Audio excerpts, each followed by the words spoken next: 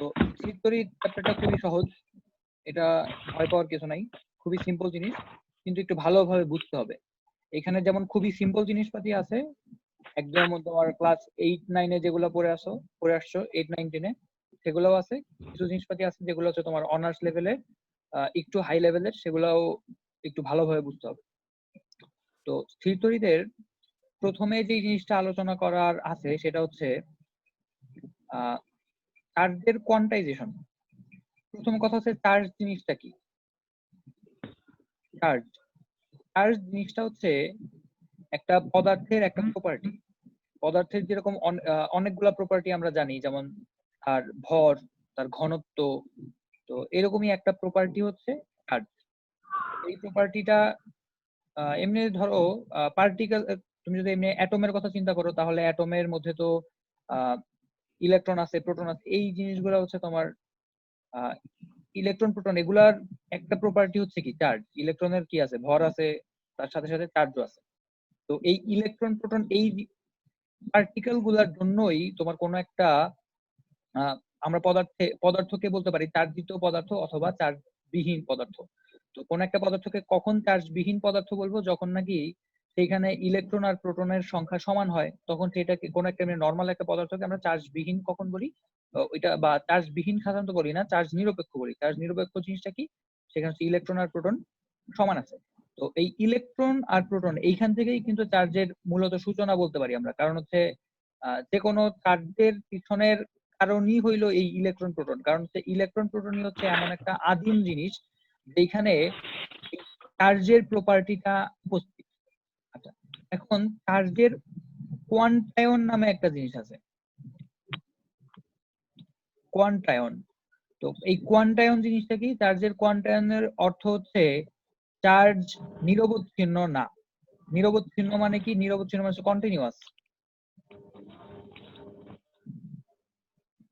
Charge continuous না। তো continuous না এর মানে কি, কন্টিনিউয়াস না এর মানে হচ্ছে কন্টিনিউয়াস এর বিপরীত শব্দ কি, কন্টিনিউয়াস এর বিপরীত হচ্ছে ডিসক্রিট। তো চার্জ হচ্ছে ডিসক্রিট। ডিসক্রিট মানে কি, ডিসক্রিট মানে হচ্ছে মনে করো যে একটা ক্লাসে ছাত্রের সংখ্যা সাধারণত কি হইতে পারে, একটা পূর্ণ সংখ্যা হইতে পারে, 10 হইতে পারে, 20 হইতে পারে, 15 হইতে পারে, 17 হইতে পারে। একটা ক্লাসের ছাত্র সংখ্যা কি 15.5 হইতে পারে, কখনো 15.5 হইতে পারে না। তার মানে এই ক্ষেত্রে এই যে সংখ্যাটা, মানে এই যে ছাত্র সংখ্যাটা, এটা কি একটা কন্টিনিউয়াস জিনিস না, এটা কি একটা ডিসক্রিট জিনিস। এবং এই ডিসক্রিট ভ্যালু গুলা কি পূর্ণ সংখ্যা, 1 2 3 4 5 এইগুলা হচ্ছে পূর্ণ সংখ্যা।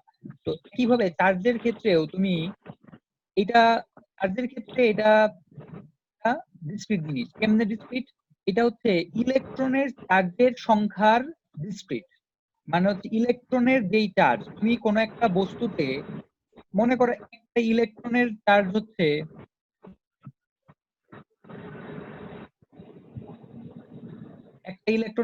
ধরো হচ্ছে 1e, ঠিক আছে। তো একটা ইলেকট্রনের চার্জ যদি 1e হয় তাহলে এইটাই হচ্ছে সেই ক্ষুদ্রতম চার্জ। এইটার চাইতে ছোট কোনো চার্জ সম্ভব না। মানে এখন তোমার যদি কোনো একটা বস্তুতে চার্জের পরিমাণ বলতে হয় তাহলে অবশ্যই তুমি বলবা যে হয় 10e অথবা 20e। তুমি কখনোই ফ্র্যাকশনে যাইতে পারবা না। এইটা হচ্ছে চার্জের পরিমাণটা হচ্ছে এই ই চার্জের পূর্ণ সংখ্যার গুণিতক। ই চার্জের কখনো ফ্র্যাকশন হইতে পারবে না। মানে ইলেকট্রনের যে চার্জ আছে সেটাই হচ্ছে ক্ষুদ্রতম চার্জ। এটার চাইতে ছোট কোনো চার্জ পাওয়া সম্ভব না, বা এটার চাইতে ফ্র্যাকশন কোনো চার্জ পাওয়া সম্ভব না। মানে হচ্ছে 1.5 ই, এটা পসিবল না। তো এইটাই হচ্ছে চার্জের কোয়ান্টায়ন। তো চার্জের কোয়ান্টায়ন যদি বুঝে যাই, আমরা সামনের দিকে আগাইতে পারি। যে জিনিসটা আলোচনা করব সেটা হচ্ছে কুলম্বের সূত্র। কুলম্বের সূত্র আমরা অনেক ছোটবেলা থেকেই দেখে আসছি। তো এইখানে কিছু জিনিসপাতি হয়তো আমরা অল্প কিছু জিনিসপাতি শিখবো আলাদা। আমরা মূলত এখানে শিখবো যে কিভাবে এই সূত্রটা ব্যবহার করতে হয়। কুলম্বের সূত্রে যে কোনো সূত্রই ভালোভাবে বইতে যেইভাবে বলে, কোনো পয়েন্ট যাতে মিস না হয় এইভাবে করতে হবে। কুলম্বের সূত্রে কুলম্ব বলছিল কি, কুলম্ব বলছিল যে দুইটা চার্জিত বস্তুর মধ্যকার যে আকর্ষণ বা বিকর্ষণ বল, সেই বলটা, মানে দুইটা চার্জিত বস্তু একে অপরকে আকর্ষণ অথবা বিকর্ষণ করে, এই যে বলটা, এই বলের মান চার্জ দ্বয়ের মানের সমানুপাতিক। মনে করো একটা চার্জ হচ্ছে, একটা বস্তুর চার্জ হচ্ছে Q1 আর একটা বস্তুর চার্জ হচ্ছে Q2, তাহলে এই যে বলটা, এই বল হবে চার্জ দ্বয়ের সমানুপাতিক, মানে Q1 এর সাথেও সমানুপাতিক, Q2 এর সাথেও সমানুপাতিক, এবং চার্জ দ্বয় বস্তু দুইটার মধ্যকার যে দূরত্ব, সেই দূরত্বের বর্গের ব্যস্তানুপাতিক। এখান থেকে অনুপাতের, এই সমানুপাতের একটা প্রপার্টি আছে, সেই প্রপার্টিটা কি? প্রপার্টিটা হচ্ছে কোন একটা রাশি, মনে করো এফ, কোন সমানুপাতিকের প্রপার্টি হচ্ছে কোন একটা রাশি যদি আলাদা আলাদা ভাবে কতগুলো রাশির সমানুপাতিক হয়, এরকম ভাবে কোন একটা রাশি যদি আলাদা আলাদা ভাবে কোন অন্য আলাদা আলাদা ভাবে কিছু রাশির সমানুপাতিক হয়, তাহলে এফ সমানুপাতিক এ বি সি এই জিনিসটা লেখা যায়। তার মানে কোন একটা জিনিস যদি আলাদা আলাদা ভাবে কোনো কিছুর সমানুপাতিক হয়, তাহলে হচ্ছে ওই রাশিটা ওই আলাদা আলাদা ভাবে যেই রাশিগুলোর সাথে সমানুপাতিক, সেই রাশিগুলোর গুণফলের সাথেও সমানুপাতিক হবে। তাহলে এইখান থেকে আমরা লিখতে পারি কি, এফ সমানুপাতিক Q1 Q2 by D square. তো এইখান থেকে আমরা এগুলো দেখে আসছিলাম ছোটবেলায়, যে এখানে একটা সমানুপাতিকের একটা ধ্রুবক থাকে। তো সমানুপাতিকের ধ্রুবকটাকে আমরা কে দ্বারা লিখতে পারি, কে দ্বারা লিখলে হচ্ছে Q1 Q2 ভাগ ডি স্কয়ার হয়। আর এই কে টার একটা নির্দিষ্ট মান আছে, এটা হচ্ছে মাধ্যমের, বলা হয় কি, বলা হয় যে কুলম্বের সূত্রে সম্পূর্ণভাবে এখনো বলা হয় নাই, মানে কুলম্বের সূত্রে বলছিল যে দুইটা চার্জিত বস্তুর মধ্যকার আকর্ষণ বা বিকর্ষণ বলের মান হচ্ছে চার্জ দ্বয়ের মানের সমানুপাতিক এবং দূরত্বের বর্গের ব্যস্তানুপাতিক, এবং এই বলটা মাধ্যমের প্রকৃতির উপর নির্ভরশীল। প্রকৃতির উপর নির্ভরশীল মানে কি, মানে হচ্ছে মাধ্যমটা কি ধরনের। পানির মধ্যে যদি দুইটা চার্জিত বস্তু থাকে তাহলে বলের মান একরকম হবে, বাতাসে যদি দুইটা চার্জিত বস্তু থাকে তাহলে বলের মান আরেক রকম হবে। তার মানে হচ্ছে এটা হচ্ছে মাধ্যমের প্রকৃতির উপর নির্ভরশীল। এই জিনিসটা খুবই ইম্পর্টেন্ট একটা জিনিস, মাধ্যমের প্রকৃতির উপর নির্ভরশীল। আরেকটা বিষয় হচ্ছে এই বলটা হচ্ছে সরল রেখা বরাবর ক্রিয়া করে, এই বলটা সবসময় সরল রেখা বরাবর ক্রিয়া করবে। তো এখন এইখানে এফ সমান K into Q1 Q2 by D square, এইখানে এই যে কে হচ্ছে সমানুপাতিক ধ্রুবক, কে এর মান পাওয়া যায় 1/4 পাই এপসাইলন নট, আর এখানে হচ্ছে Q1 Q2 ভাগ ডি স্কয়ার আছে। তো এখন কে এর মান আমরা পাইলাম কি 1/4 পাই এপসাইলন নট। এই জিনিসটা কার জন্য? এটা হচ্ছে তুমি বলতে পারো কে নট। কে নট মানে কি, এটা হচ্ছে শূন্য স্থানের জন্য, শূন্য স্থানের জন্য এই কনস্ট্যান্টটা হচ্ছে এটা, এবং শূন্য স্থানের জন্য এটার মান হচ্ছে 9 ইন্টু 10⁹9।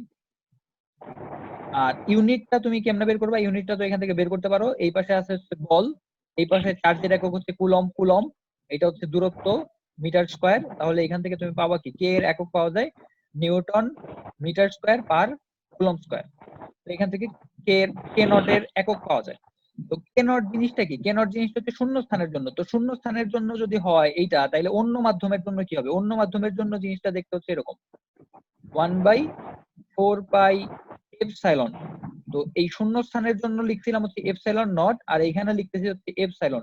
এই দুইটার ডিফারেন্স কি? ডিফারেন্স হচ্ছে এই জিনিসটা হচ্ছে শূন্য স্থানের জন্য এইটার একটা নাম আছে, সেটা হচ্ছে ভেদন যোগ্যতা। কোন একটা এপসাইলন জিনিস হচ্ছে জেনারেলাইজড জিনিস যে কোনো মাধ্যমের জন্য, এটা হচ্ছে মাধ্যমের ভেদন যোগ্যতা, মাধ্যমের ভেদন যোগ্যতা। আর এটা হচ্ছে শূন্য স্থানের জন্য, শূন্য স্থানের ভেদন যোগ্যতা। তো এই জিনিসটা আমরা একটু পরে দেখবো যে এই জিনিসটা আসলে ডেফিনেশনটা কি, এই জিনিসটা আসলো কই থেকে, সেই জিনিসটা আমরা একটু পরে দেখবো। তো এখানে আমরা দেখছিলাম কি, আমরা দেখছিলাম হচ্ছে বল সমান হচ্ছে 1/4 পাই এপসাইলন ইন্টু Q1 Q2 ভাগ ডি স্কয়ার। এটা হচ্ছে যে কোনো মাধ্যমের জন্য। তো যে কোনো মাধ্যমের জন্য এই ভেদন যোগ্যতাটা, সেই ভেদন যোগ্যতাটা হচ্ছে এপসাইলন। তো এখন তুমি মনে করো প্রথমে এই Q1 Q2 চার্জ বিশিষ্ট দুইটা বস্তু যাদের মধ্যকার ডিসটেন্স হচ্ছে ডি, এদেরকে শূন্য মাধ্যমে রাখলা। শূন্য মাধ্যমে রাখার পরে যেই বলটা পাইলা সেই বলটার মান মনে করো এফ নট, এবং শূন্য মাধ্যমে রাখার পরে তুমি যে বল পাইছো সেটা হচ্ছে এফ নট, এখন অন্য যে কোনো একটা মাধ্যমে ধরো তুমি রাখলা, সেই মাধ্যমে মনে করো তুমি পাইলা হচ্ছে এফ। তো এই যে এফ এবং এফ নট, এই দুইটার যে অনুপাত সেটা যদি আমরা বের করি তাহলে কি পাবো, 1/4 পাই এপসাইলন থাকবে এক জায়গায়, আর উপরে থাকবে হচ্ছে Q1 Q2 ভাগ ডি স্কয়ার। আর এখানে একটু দেখি আমরা কি পাওয়া যায়।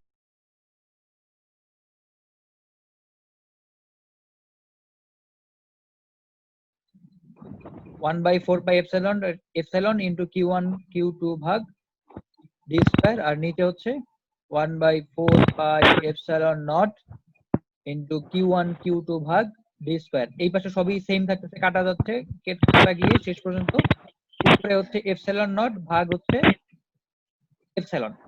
তো এখন এটা উল্টা করে লিখি, শূন্য মাধ্যমের যে বল ভাগ হচ্ছে যে কোনো অন্য আলাদা আরেকটা মাধ্যমের বল, এটারে লেখা যায় কি এপসাইলন ভাগ এপসাইলন নট। এই জিনিসটারে এইটা কি হবে, একটা কনস্ট্যান্ট হবে, মানে এটা একটা নির্দিষ্ট মাধ্যমের জন্য এটা একটা কনস্ট্যান্ট, কারণ শূন্য মাধ্যমের ভেদন যোগ্যতা হচ্ছে একটা নির্দিষ্ট কনস্ট্যান্ট এবং ওই মাধ্যমের ভেদন যোগ্যতা হচ্ছে আরেকটা কনস্ট্যান্ট। তাহলে এই অনুপাতটা একটা কনস্ট্যান্ট হবে, এই কনস্ট্যান্টটারে বলা হয় রিলেটিভ পারমিয়াবিলিটি বা আপেক্ষিক ভেদন যোগ্যতা। আপেক্ষিক ভেদন যোগ্যতা তার মানে এই জিনিসটা হচ্ছে কোন একটা নির্দিষ্ট মাধ্যমের জন্য কনস্ট্যান্ট। তাহলে এখান থেকে আমরা পাচ্ছি যে কোন একটা মাধ্যমের ভেদন যোগ্যতা হচ্ছে এপসাইলন আর গুণ এপসাইলন নট, এপসাইলন আর গুণ এপসাইলন নট। আর এই এপসাইলন আরটা আসলো কই থেকে, শূন্য মাধ্যমের বল ভাগ হচ্ছে ওই মাধ্যমের বল, এর যে অনুপাত সেটা হচ্ছে এপসাইলন আর।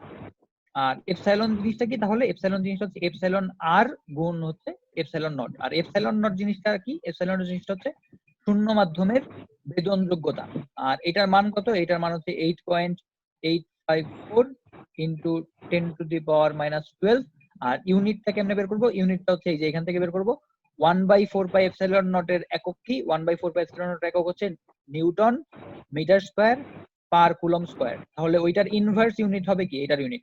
আমরা যখন ম্যাথ করব তখন এই জিনিসটার একটা কনস্ট্যান্ট হিসেবে এটারে সূত্রের মধ্যে যখন লিখবো তখন এইভাবে লেখার চেষ্টা করব, এফ সমান হচ্ছে ইন্টু Q1 Q2 ভাগ ডি স্কয়ার, এইভাবে লিখবো। আর এর মানটা আলাদাভাবে বের করে নিব, তাইলে ম্যাথের মধ্যে দেখতে সুবিধা হবে। তা না হলে নিচে 4 পাই এপসাইলন নট এটা মান বসালে জিনিসটা একটু বেশি বড় হয়ে যাবে। এটা আলাদাভাবে কে এর মান বের করে নিব।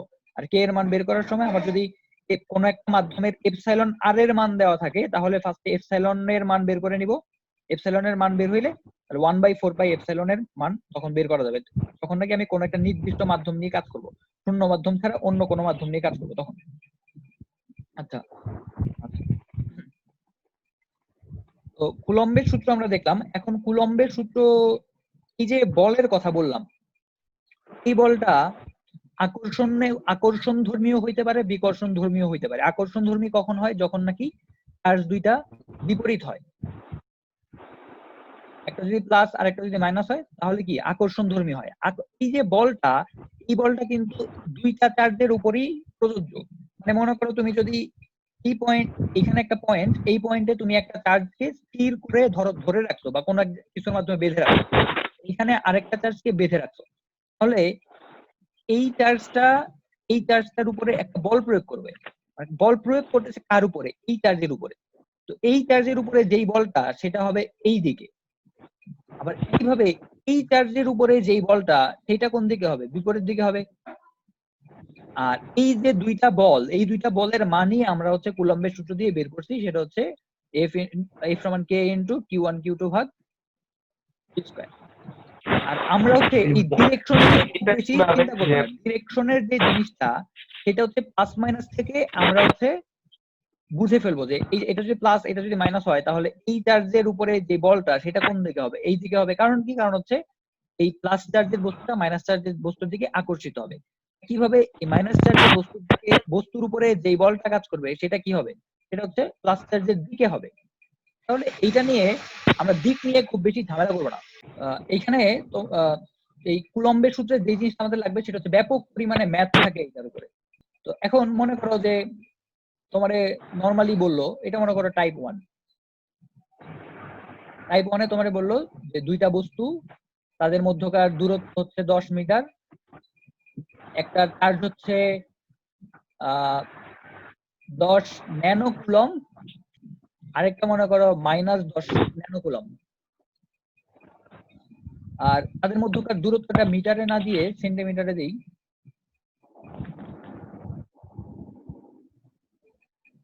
আচ্ছা, দূরত্বটাকে ধরো 10 সেন্টিমিটার। তাহলে তাদের মধ্যকার বলের মান কত হবে? এক্ষেত্রে বলের মানটা আসলে তুমি কি পাবা? বলের মানটা একটা নেগেটিভ জিনিস পাবা। আচ্ছা, বলের মান বের করার সময় তুমি কখনোই প্লাস মাইনাস নিয়ে চিন্তা করবে না। চার্জের যেই ভ্যালুটা আছে সেটা প্লাস ভ্যালুটা বসাবা। এখানে 10 ন্যানো কুলম্ব আছে, এখানে -10 ন্যানো কুলম্ব আছে, কিন্তু তুমি মাইনাস নিয়ে কখনো চিন্তা করবে না। সবসময় মাইনাস থাকলেও প্লাস বসাবা, প্লাস থাকলেও মাইনাস মানে প্লাস থাকলেও প্লাস, মাইনাস থাকলেও মাইনাস, সবসময় প্লাস বসাবা।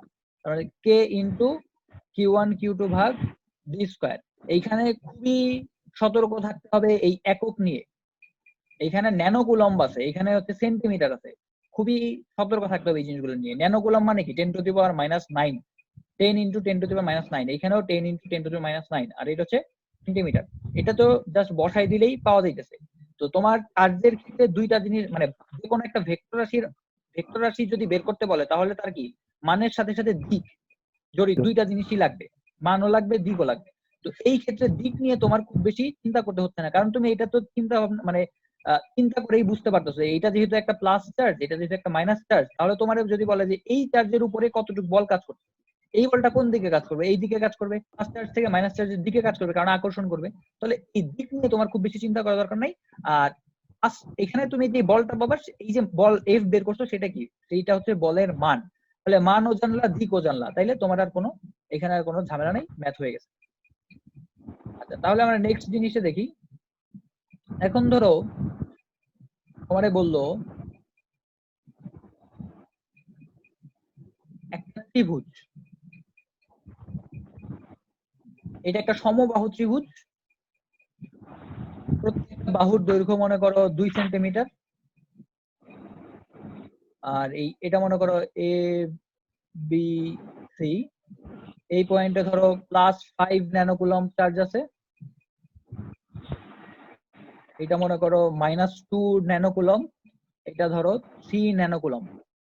এখন তোমারে বললো এই এ পয়েন্টে যেই চার্জটা আছে, এই এ পয়েন্টে চার্জটা কতটুকু পরিমাণ বল অনুভব করবে।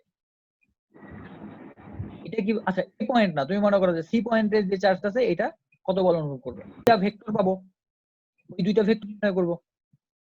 তো ফার্স্টে তুমি এমনি নরমালি কি এখানে যে জিনিসটা খেয়াল করতে হবে, তোমার এইখানে ডিরেকশনটা তোমার নিজে নিজে বের করতে হবে নরমালি চিন্তা করে, আর ভ্যালুগুলো বের করতে হবে আলাদাভাবে।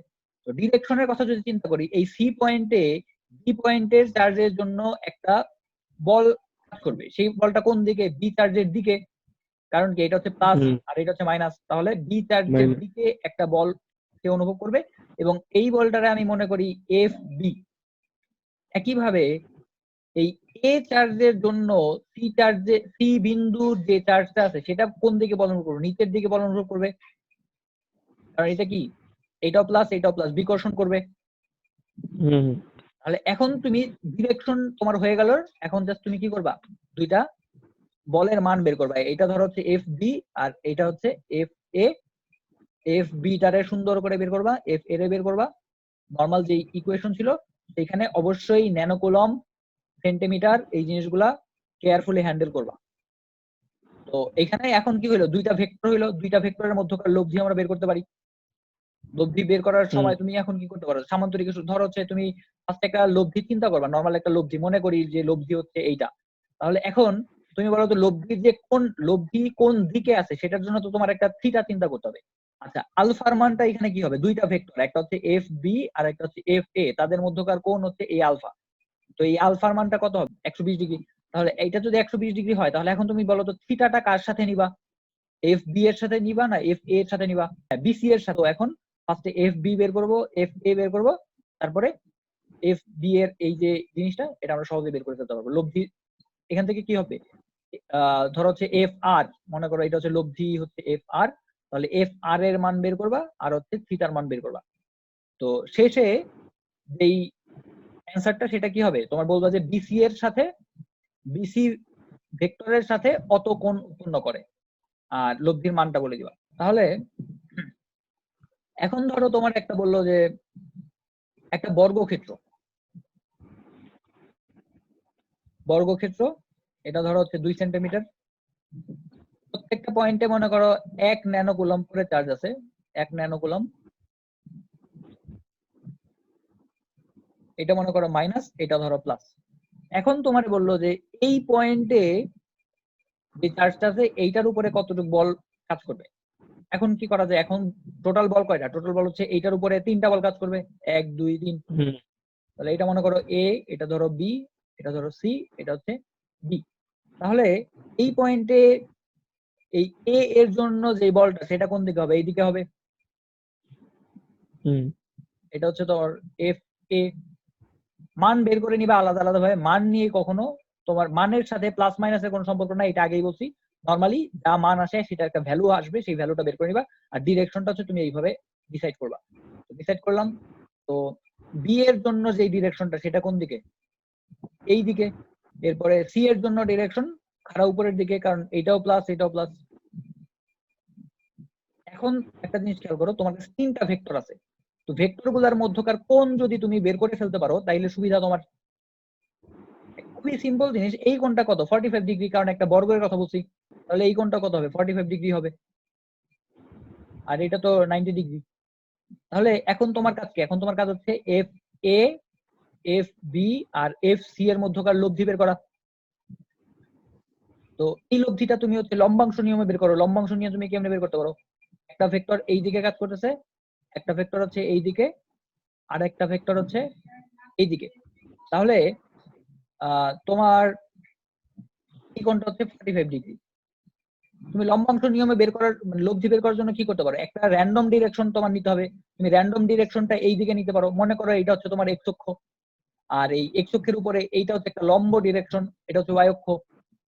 তাহলে এই দিকে সবগুলা ভেক্টরের লম্বাংশ নিবা, মনে করো তোমার লব্ধিটারে তুমি র্যান্ডম যে কোনো একটা ডিরেকশন বলতে পারো, মনে করো তোমার লব্ধিটা হচ্ছে এই দিকে, বলবা যে এটা যে কোনো একটা, মানে যে কোনো একদিকে বললেই হলো। এটা মনে করো তোমার লব্ধি হচ্ছে এফ আর। তাহলে তোমার এই দিকে যেই এক্স অক্ষ বরাবর সবগুলা ভেক্টরের যে লম্বাংশের সমষ্টি সেটা কি হবে, F R cos theta. F R কস থিটাটা তাহলে এখানে কত, এফ বি পুরাটাই এফ বি কস 0 ডিগ্রি প্লাস প্লাস হচ্ছে এফ সি কস 45 ডিগ্রি প্লাস হচ্ছে এফ এ কস কত 45 প্লাস 90 135। তাহলে একইভাবে তুমি এখান থেকে কি করবা, এফ আর সাইন থিটার মান বের করবা। এটা হবে তোমার কি এফ এক্স, আর এটা হবে কি এফ ওয়াই। জাস্ট এটা কি হবে, 0 হবে, কজ সাইন 0 ডিগ্রি, এটা সাইন 45 ডিগ্রি, এটা কি সাইন 135 ডিগ্রি। তাহলে এখান থেকে এফ এক্স এর মানও পাবা, এফ ওয়াই এর মানও পাবা।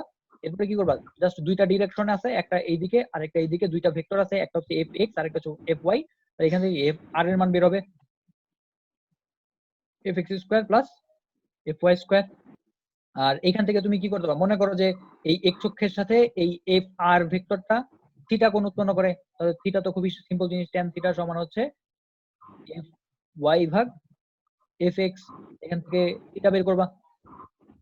তাহলে তোমার যে ভেক্টর গুলা, এই ভেক্টর গুলোর লব্ধির মানও বের হইলো, দিকও বের হইলো। তাহলে তোমার লব্ধির মান কমপ্লিট হইলো। আরেকটা ম্যাথ দেখো,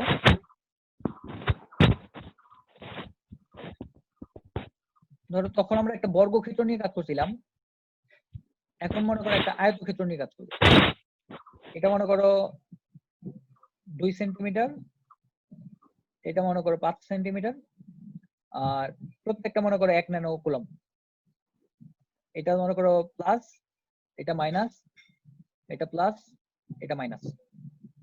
তো এখন ধরো তোমার বললো যে এই পয়েন্টেরই বল কত, আগের জিনিসটাই এখন একটু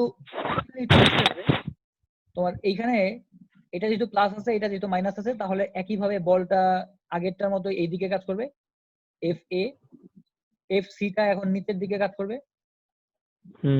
আর এফ বিটা কোন দিকে কাজ করবে? এফ বিটা দুইটাই যেহেতু মাইনাস, তাহলে এই তিনটা মানে ভেক্টরের মান নিয়ে তো কোনো সমস্যা নাই, মান তো তুমি সহজেই বের করতে পারবে। এফ এ এর মানও বের করা যাবে, এফ বি এর মানও বের করা যাবে, এফ সি এর মানও বের করা যাবে, মান নিয়ে কোনো সমস্যা নেই। কারণ কি? কারণ হচ্ছে আমার এই এফ এ এর মান বের করার জন্য লাগবে কি? দুইটা ভেক্টরের মান দুইটাই তো দেওয়া আছে 1 ন্যানোকুলম, আর তাদের মধ্যকার দূরত্ব হচ্ছে 5 সেন্টিমিটার। এফ বি এর মান বের করার জন্য লাগবে কি? তাদের দুইটা চার্জের মান 1 ন্যানোকুলম, তাদের মধ্যকার দূরত্ব এখানে সিম্পল, কারণ একটা কর্ণ, আয়তক্ষেত্রে এটা কি কর্ণ। আর এই ক্ষেত্রেও এফ সি এর জন্য তো একই জিনিস, এফ এ এর মতোই। তাহলে এফ এ বি সি এগুলোর মান আগে আলাদা করে বের করে ফেলবা, এরপর হচ্ছে এইভাবে দেখাবা। দেখানোর পরে এখন তোমার কি লাগবে? প্রত্যেকটা ভেক্টরের মধ্যকার কোণের মান জানতে হবে। কারণ এখন তোমার কাছে কি তিনটা ভেক্টর আছে, একটা ভেক্টর এইদিকে কাজ করতেছে, একটা ভেক্টর হচ্ছে এইদিকে কাজ করতেছে, আর একটা হচ্ছে নিচের দিকে কাজ করছে। এখন তোমার ভেক্টর গুলার মধ্যবর্তী কোণের মান জানতে হবে। মধ্যবর্তী কোণের মান জানার জন্য এই ক্ষেত্রে তুমি একটা চিন্তা করো যে র্যান্ডম ডিরেকশনটা তুমি যদি এই দিকে নাও, তাইলে তোমার একটু চিন্তা করতে সুবিধা হইতে পারে। কারণ কি? কারণ এই দিকে র্যান্ডম ডিরেকশন নিলে এই ভেক্টরের মধ্যকার এই ভেক্টরটার সাথে কোণটা সহজে বের করে যাইতেছে, এই ভেক্টরের মধ্যকার কোণটাও সহজে বের করা যাইতেছে র্যান্ডম ডিরেকশনের সাথে। আর শুধুমাত্র এই জিনিসটা তুমি যদি বের করতে পারো তাইলেই হয়ে যেতেছে। আচ্ছা, তাহলে এই কোণটা আমরা এখন কেমনে বের করতে পারি? আচ্ছা, এইটাকে এখন মনে করি আমরা গামা। তো তাহলে এখান থেকে লেখা দেখি ট্যান গামা সমান কি? ট্যান গামা সমান হচ্ছে এই ইডি ভাগ বিসি। তাহলে এখান থেকে তুমি একটা গামার মান বের করে ফেলবে আগে।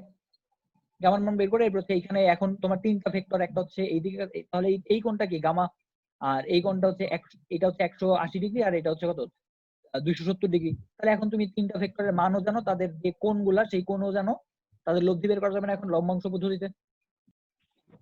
এরপরে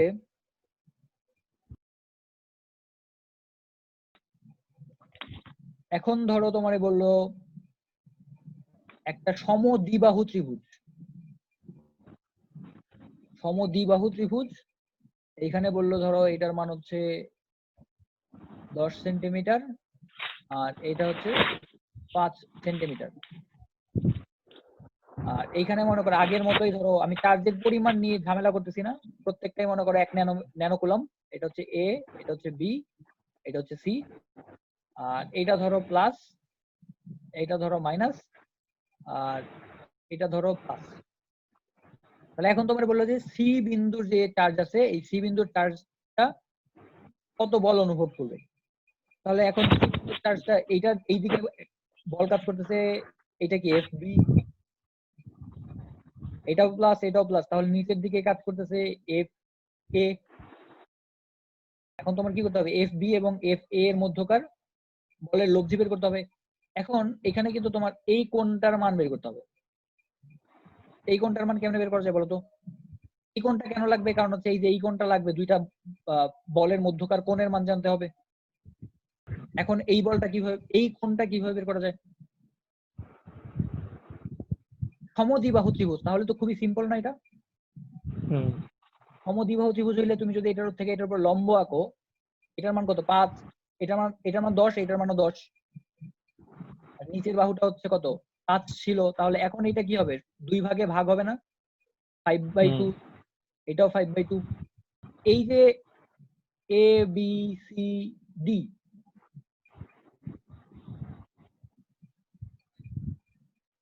এক্সিডি কি একটা সমকোণী ত্রিভুজ, যার মধ্যে তুমি হচ্ছে এটার মান জানো, এটার মানও জানো।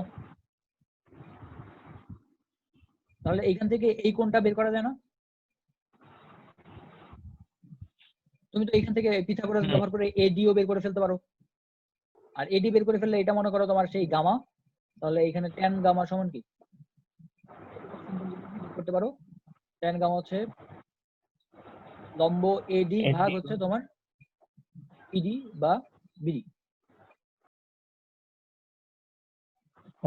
তাহলে এখান থেকে তুমি কোণ বের করে ফেলতে পারতেছো, আর কোণ বের করে ফেলতে পারলেই তুমি হচ্ছে জিনিসটাকে খুবই সিম্পল চিন্তা করতে পারতেছো, কারণ দুইটা ভেক্টর আছে জাস্ট, তাদের মধ্যকার কোণও জানো, তাদের মানও তুমি জানো। এফ বি আর এফ এ তো আলাদা করে বের করে ফেলবা, আর সবকিছু একটু গুছায় লিখবা। মানে ফার্স্টে ধরো যে তুমি বলের মান, মানে প্রথমে সবার কাজ আগে যে কাজটা সেটা হচ্ছে তোমার ছবি আঁকা। ছবি আঁকাটা খুবই গুরুত্বপূর্ণ। ছবি আঁকবো ফার্স্টে, এরপরে হচ্ছে তুমি বলের মান বের করবা, এরপরে হচ্ছে তুমি দরকার হলে আরেকবার ছবি আঁকো ভেক্টর, এই লব্ধি বের করার জন্য দরকার হলে আরেকবার ছবি আঁকো, এখানে একটা ভেক্টর, এখানে একটা ভেক্টর, তাদের মধ্যকার কোণ কত সেটা নিয়ে আরেকবার ছবি আঁকো, লব্ধি এইখানে দেখো, এটা মনে করো এফ আর, এইটারে তুমি এবার থিটা ধরো, এরপর হচ্ছে তুমি এফ আর এর মান বের করো, থিটার মান বের করো, তাহলে তোমার জিনিসটা খুবই সিস্টেমেটিক হবে এবং তোমার চিন্তা করতে খুবই সহজ হবে।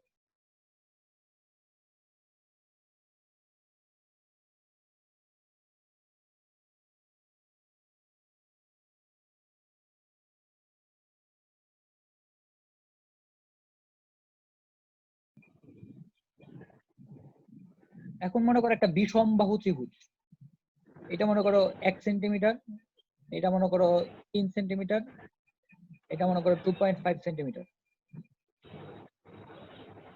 আর এটা মনে করো সবগুলাই মনে করো 1 ন্যানোগ্রাম। আচ্ছা 1 ন্যানোগ্রাম, এটা ধরো 2 ন্যানোগ্রাম, এটা মনে করো 3 ন্যানোগ্রাম। একইভাবে তোমার বললো যে এই পয়েন্টে কত বল অনুভব করবে, এটা মনে করো প্লাস, এইটাও ধরো প্লাস, আর এটা মনে করো মাইনাস। তাহলে এখানের চ্যালেঞ্জটা কি? এইখানের চ্যালেঞ্জটা হচ্ছে এই কোণগুলির মান বের করা। কারণ তোমার এখানে বলের মান নিয়ে তো কোনো সমস্যা নাই, কারণ এই পয়েন্টে যে এটা মনে করো এ বি সি, এই পয়েন্টে বি এর জন্য যে বলটা কাজ করতেছে সেটা কি এইদিকে, এ এর জন্য যে বলটা কাজ করতেছে সেটা কি আকর্ষণ বল, তাহলে এইদিকে কাজ করতেছে, দুইটা বল, কিন্তু তাদের লব্ধির মানটা বের করা একটু চ্যালেঞ্জিং। কারণ কি? কারণ হচ্ছে এই কোণগুলা জানতে হবে, কারণ তা না হলে তো তুমি কি করতে পারবে না, এই কোণের মান বের করতে পারবে না। এখানে জাস্ট তোমার একটা কোণই জানতে হইতেছে, সেই কোণটা কি? এই যে এই কোণটা, এই কোণটা কেন জানতে হইতেছে? কারণ তোমার এই দুইটা বলের মধ্যকার কোণ জানতে হবে। হ্যাঁ, কিন্তু আগে এই 180 থেকে বিয়োগ করবা, কিন্তু আগে কি করতে হবে? এটা বের করতে হবে, সি বের করতে হবে। এখন সি বের করার জন্য খুবই সিম্পল একটা সূত্র আছে, সেটা হচ্ছে কোন একটা ত্রিভুজ, সেটা যেই ধরনের ত্রিভুজই হোক না কেন, সেটা এইটা যদি হয় এ, এটা যদি হয় বি, এটা যদি হয় সি, এটা যদি হয় এ কোণ, এটা যদি হয় বি কোণ, আর এটা যদি হয় সি কোণ, তাহলে তোমার এই বাহুগুলি যদি জানা থাকে তাহলেই তুমি কোণগুলি বের করে ফেলতে পারবে। মানে হচ্ছে কোন একটা ত্রিভুজের 3টা বাহুর মান যদি তুমি জানো তাহলে তুমি সেই ত্রিভুজের কোণগুলি বের করে ফেলতে পারবে। সেটার জন্য একটা সূত্র আছে, সেটা হচ্ছে cos a সমান b square plus c square minus a square divided by 2 bc। এটা হচ্ছে তুমি ত্রিকোণমিতি যখন নাকি একদম শেষের দিকে চ্যাপ্টার পড়বা তখন এই জিনিসটা জানবা, 7.8 বা 7.7 এর দিকে এই জিনিসটা পাবা। ওইখানে গিয়ে দেখবা যে এটা খুবই সিম্পল একটা জিনিস, কিন্তু এখন এই জিনিসটা তোমার ব্যবহার করতে পারলে তোমার এই জিনিসটা হেল্প করবে। তাইলে এখন ইউজ করতে পারবা cos a সমান কি b square plus c square minus a square by 2bc। আর তাহলে এখানে কি তোমার c কোণ, তাহলে c কোণের জন্য বাহুগুলির মান জানা আছে যেহেতু, তাহলে এখন তুমি সহজেই কি করতে পারবা, এই কোণের মান বের করতে পারবা। আর এই কোণের মান বের হলে জিনিসটা তো এখন খুবই সিম্পল হয়ে গেল না? তাহলে আশা করি এই জিনিসটা সলভ করতে পারবো। তো এখন আমরা একটু সামনের দিকে আগাই। নতুন আরেকটা জিনিস আমাদের আলোচনা করতে হবে এখন, সেটা হচ্ছে তড়িৎ প্রাবল্য।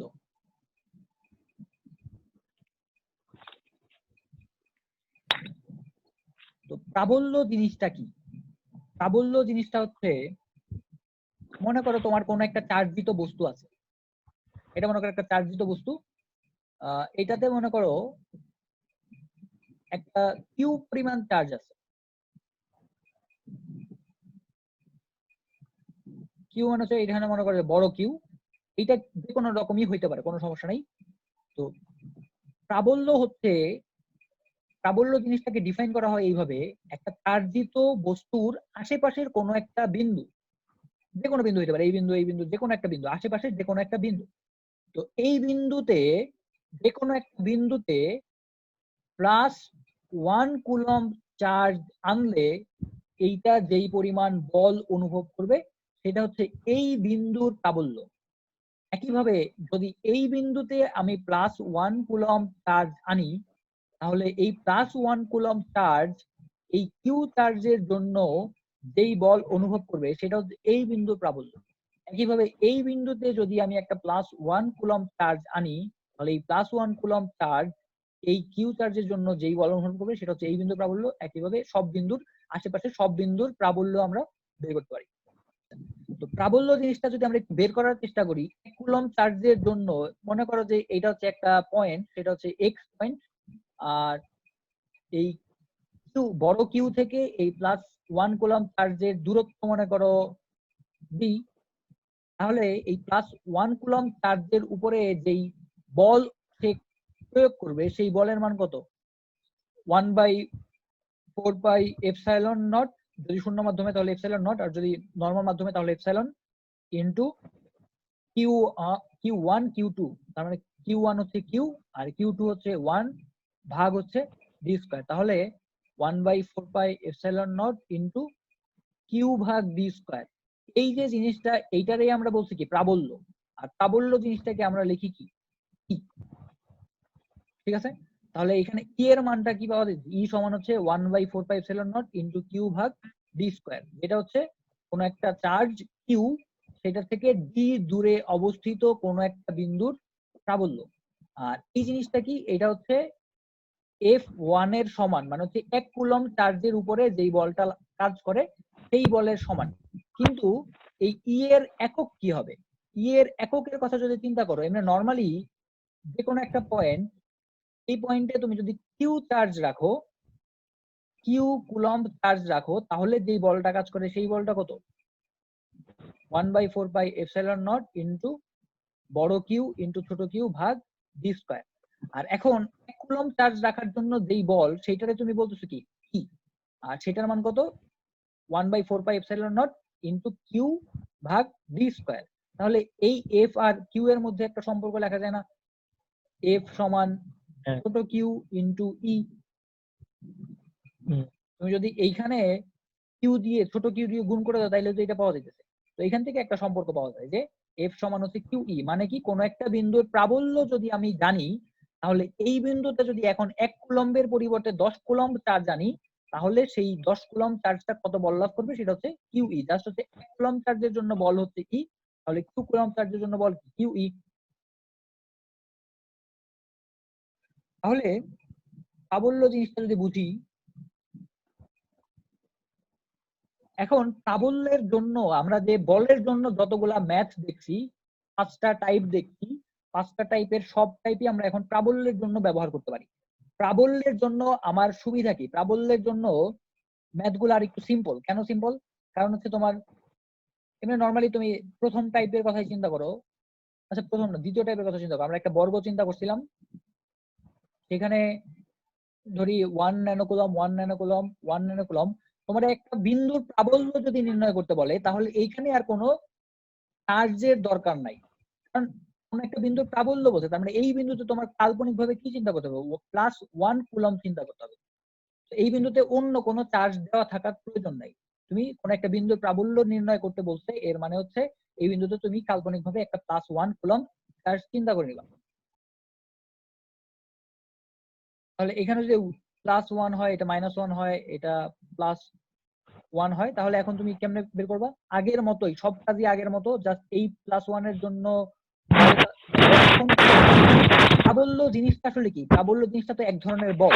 তো প্রাবল্য তুমি যখন নাকি বের করবা, মনে করো ই এ, এটা মনে করো এ, তাহলে ই এ জিনিসটা কি হবে? একটা বল বের করবা 1/4πε0 ইনটু, আগে কি বসাই দাও? এখানে কিউ দুইটা বসাই দাও, এখন +1, এখানে কি জাস্ট এখন কি তোমার সূত্র অনুযায়ী 1/4πε0 ইনটু কিউ ভাগ ডি স্কয়ার, এইটা দিয়ে তুমি প্রাবল্যটা বের করে ফেলবা। আর বলের জন্য যে ম্যাথগুলো আমরা করছি, সেই বলের ম্যাথগুলাও আমরা চাইলে প্রাবল্য ব্যবহার করে করতে পারি। প্রথমে বলের যে কোনো একটা ম্যাথের দিকে যদি চিন্তা করি, ধরো এই ম্যাথটার কথা যদি চিন্তা করি, এই ম্যাথটা আমরা কি করছি? সবগুলা বল বের করে এরপরে করছি না? আমারে বলছে কি লব্ধি বল বের করতে, যে এই বিন্দুতে যে চার্জটা আছে সেই চার্জের উপরে লব্ধি কতটুকু বল কাজ করবে। তো এফ এ বি সি এই বলগুলা বের করে এরপর হচ্ছে আমি তাদের লব্ধি বের করছি।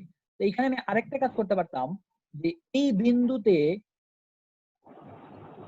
ই বি ই এ ই সি এই তিনটা জিনিস বের করে এরপরে ই এ ই বি ই সি এর লব্ধি বের করতে পারতাম। এরপরে এই ডি বিন্দুতে প্রাবল্য যেটা, সেটা যদি আমি ই ডি পাই, তাহলে এই ডি বিন্দুতে যে বলটা কাজ করবে সেই বলটা কি হবে? এই বিন্দুতে যে চার্জটা আছে তার ইডি দিয়ে গুণ করে দিলেই হবে।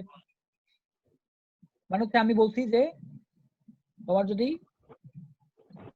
তোমাকে বলছো যে এই বিন্দুতে কত, মানে এই বিন্দুতে একটা চার্জ দেওয়া আছে, ধরো 10 কুলম্ব চার্জ দেওয়া আছে, তো এখানেও কতগুলো চার্জ দেওয়া আছে। এখন তোমার বলো যে এই বিন্দুতে লব্ধি বলের মান কত, এই বিন্দুর যে চার্জটা আছে সেই চার্জটা কতটুকু বল অনুভব করবে। তো তুমি বল নিয়ে কাজ না করে প্রথমে মনে করো প্রাবল্য নিয়ে কাজ করলা। প্রাবল্য নিয়ে কাজ করার জন্য তোমার কি চিন্তা করতে হবে, এই বিন্দুতে +1 কুলম্ব চার্জ আছে এটা চিন্তা করতে হবে। তাহলে এটা নিয়ে কাজ করে তুমি ফার্স্টে মনে করো শেষ পর্যন্ত একটা লব্ধি প্রাবল্য পাইলা, এই বিন্দুতে কতটুকু লব্ধি প্রাবল্য আছে সেটা পাইলা। তো লব্ধি প্রাবল্য যতটুকু আছে সেটার এখন 10 কুলম্ব দিয়ে গুণ করে দিলে কি পাবা, এফ সমান কিউ ই। তো এই বিন্দু প্রাবল্যটা আগে বের করছিলা, এখন এই বিন্দু চার্জটা দিয়ে যদি প্রাবল্যরে গুণ করো তাহলে কি পাবা, এই বিন্দুতে কতটুকু বল বা বল অনুভব করবে সেটা পাবা না। তার মানে হচ্ছে প্রাবল্যের যত বলের যত ম্যাথ আছে সবই হচ্ছে তুমি প্রাবল্যেও ইউজ করতে পারো। তো তুমি বাসায় আর একটা ম্যাথ প্র্যাকটিস করবা, সেটা হচ্ছে এটা একটা আয়তক্ষেত্র, এটা হচ্ছে ধরো 2 সেন্টিমিটার, মনে করো 5 সেন্টিমিটার, এটা 1 ন্যানোকুলম +2 ন্যানোকুলম -3 ন্যানোকুলম, এটা হচ্ছে 4 ন্যানোকুলম যদি হয়,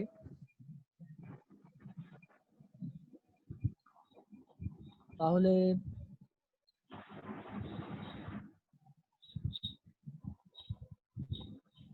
এইটা রেখাটারে বর্ধিত করলাম, বর্ধিত করার পরে এটা মনে করো এ বি সি ডি, এইটা মনে করো একটা পয়েন্ট ই। তো এই ই পয়েন্টটা হচ্ছে এটা কত 5 সেন্টিমিটার, 5 সেন্টিমিটার 2 সেন্টিমিটার, এই সিই এর মান মনে করো 2 সেন্টিমিটার। তাহলে তোমার কাছে প্রশ্ন হচ্ছে এই ই বিন্দুতে প্রাবল্য কত, মানে হচ্ছে ইই এবং এফ ই, বিন্দুতে প্রাবল্য কত হবে এবং ই বিন্দুতে বলের মান কত হবে যখন নাকি ই বিন্দুর চার্জ হচ্ছে 0.5 ন্যানোকুলম প্লাস।